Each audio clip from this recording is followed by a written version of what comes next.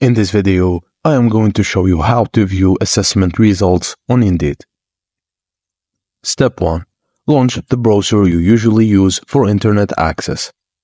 Type Indeed.com in the search bar at the top of your browser. If you already have an account, simply log in. If not, follow the on-screen prompts to create a new account. Step 2. Once logged in on the home page, look for the profile icon. Click on your profile icon to reveal a drop-down menu. Select Profile from this menu to access your personal Indeed profile page. On your profile page, scroll down until you find the Assessments section. This area will list any assessments you've completed or have been invited to complete. If you have completed assessments, find the one whose results you want to view.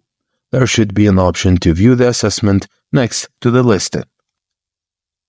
Next to its assessment, you're likely to see a link or button that says View Full Score Report or something similar.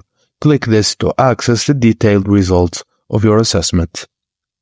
And that's it, guys. Thank you for watching, and please don't forget to like and subscribe for more.